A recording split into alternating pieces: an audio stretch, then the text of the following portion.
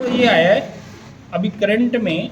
मैंने जो जनहित याचिका फाइल की थी उसमें हाउसिंग बोर्ड के एक रहवासी उदय नारायण सिंह हैं, उन्होंने इस केस में इंटरवीन किया है। ये मैंने आपको इसके प्रेस नोट के साथ ना वो उसकी हिंदी में रूपांतरित की हुई, मतलब वो की हुई, ट्रांसलेट की हुई, वो भी दी है। और मैं इसकी पीडीएफ उसमें डाल दूंगा ग्रुप में, जो हाई कोर्ट की है। उन्होंने इसमें इंटरवीन करके जो जमीन भिलाई नगर विधायक के भाई धर्मेंद्र यादव, भिलाई नगर विधायक देवेंद्र यादव जी के बड़े भाई धर्मेंद्र यादव को 2,52,51,051 रुपए में मिली थी, उस जमीन का रेट 5,05,00,000 रुपए कोड किया है कि ये जमीन 5,05,00,000 रुपए में मुझे दे दी जाए। मैं आप लोगों को बता चुका हूं और शुरू से ये कहते आ रहा हूं कि इस जमीन का रेट 10 करोड़ रुपए है, प्राइम लोकेशन पे है। और कुछ हद तक आप इस बात को प्रमाण मिलता है या बल मिलता है कि आज इसका रेट 5 करोड़ रुपए उन्होंने अपने डीडी जमा किया, कुछ परसेंट जो भी रहता है प्रक्रिया का ऐसा, कि 5,05,00,000 रुपए में ये जमीन उनको अलॉट की जाए। केस अभी आगे सुनवाई में आएगा।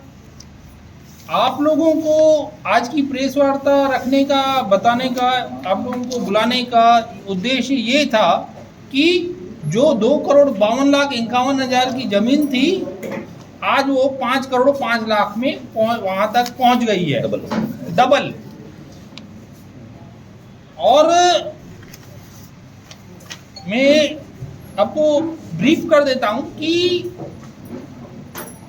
जब ये जमीन का निविदा निकला तो रायपुर के पेपर में आया, दुर्ग के पेपर में नहीं आया, रायपुर के एडिशन में आया।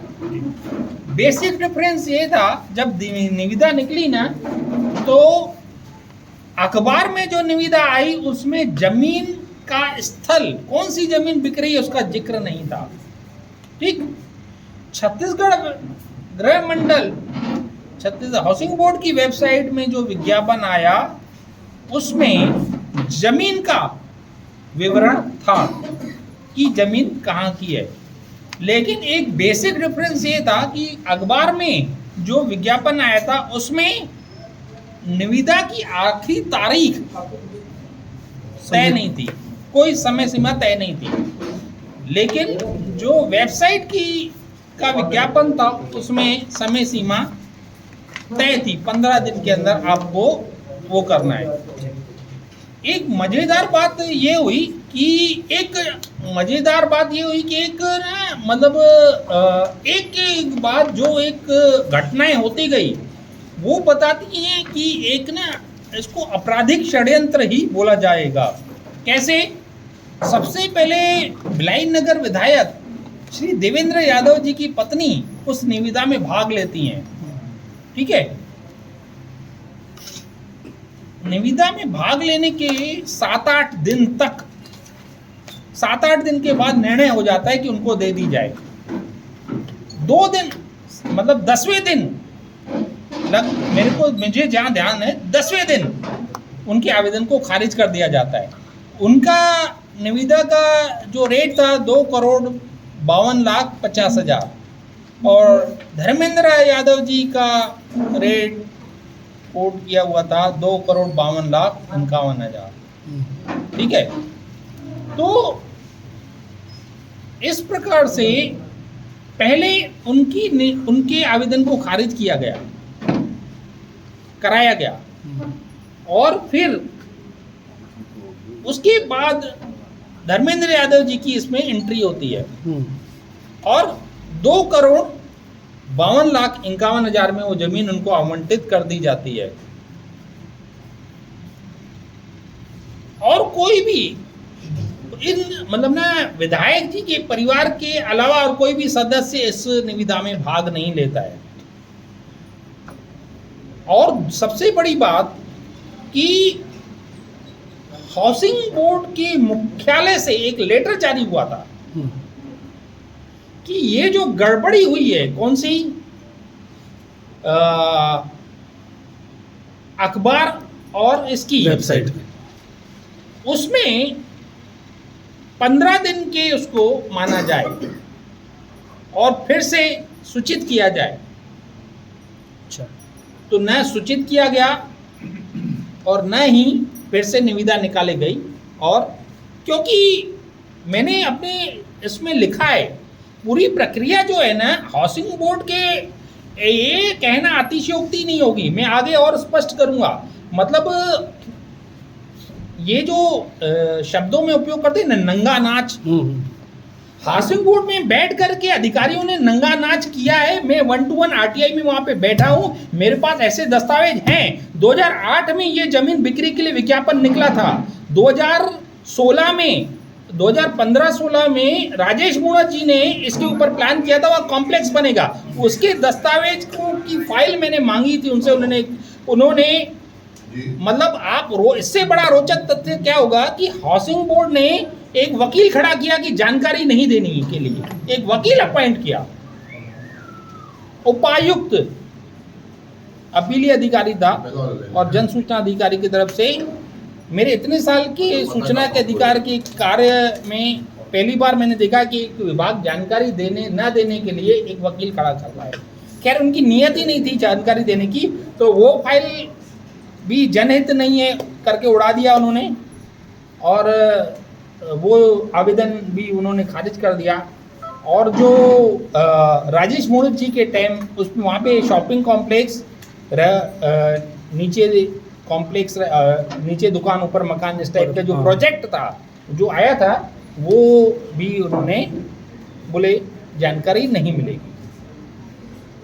ये एक प्लानिंग करके विधायक जी के परिवार को ही जमीन देने के उद्देश्य से पूरा षड्यंत्र रचा गया। घटना मतलब ना, जो जमीन है स्थल पे जमीन ज्यादा है। दूसरी बात, 15,171 वर्ग फुट वो लिखते हैं विज्ञापन में, रजिस्ट्री 19,000 कुछ की होती है, 19,000 कुछ वर्ग की फीट की होती है। आप उसको मल्टीप्लाई करेंगे वर्ग मीटर और वर्ग फुट को तो भी 19,000 नहीं आएगा, 2-3 हज़ार का डिफरेंस आएगा। ठीक है, तो मैं पहले भी कह चुका हूँ कि पूरी प्रक्रिया ना विधायक जी के घर में हुई है, अधिकारियों को बैठ करके कराई गई है, ईमानदारी। और मुझे आज ये कहने में मुझे कोई वो नहीं हो रहा है, जिस प्रकार से आज मणिपुर का करंट है वो है कि अधिकारी सरकार के इशारों पे नाच करके नाचते हुए इतनी बड़ी घटना को रोकने में, चाहे पुलिस हो चाहे कोई भी हो, राज्य सरकार के अंतर्गत आता है ना, वो असफल रही। तो यहाँ पे से कुछ भी करवा लो, बस ये है कि अगर मैं कभी मैं ऐसा सोचता हूँ कि अगर नेता लोग अधिकारियों को कहेंगे कि भाई इस पानी की टंकी में जहर डाल करके जनता को निपटा दो, तो कहीं अधिकारी उसके लिए भी तैयार ना हो जाएं। ऐसा अब ऑफिसों में, हाउसिंग बोर्ड के ऑफिसों में तो मैंने खुद देखा है, नहीं देंगे जानकारी। आप जाओ ना, अपील में जाओ ना। इस जो षड्यंत्र के प्रति हाउसिंग बोर्ड की जो वफादारी रही है, ये कोई दबाव की वजह से हुई है विधायक के, कि राज्य शासन भी इसमें कहीं ना कहीं से इन्वॉल्व है? क्या समझ आता है? नहीं, सब इन्वॉल्व हैं सब। अच्छा, अगर थोड़ी देर के लिए ऐसे सोचिए, एक कल्पना कीजिए कि सरकार कहती है या विधायक कहते हैं कि ना हाउसिंग बोर्ड को बेचना है, तो एक शीट मतलब यहाँ एक मान लीजिए कि कल भूपेश बघेल जी कहते हैं कि छत्तीसगढ़ को बेचना है और मुख्य सचिव को भेज दिए भी ऑर्डर, तो वो क्या कहता है, मतलब संविधान का पालन करेंगे या भूपेश बघेल जी के आदेश के अनुसार चलेंगे? संविधान क्या कहता है? जो नियम का पालन है ना। तो यहाँ ऐसा कुछ हो नहीं रहा है, नियम कानून ऐसा कुछ हो नहीं रहा है, और वो मतलब जो अधिकारी हैं वो उनके इशारों पे चल रहे हैं। अच्छा, एक चीज बताइए,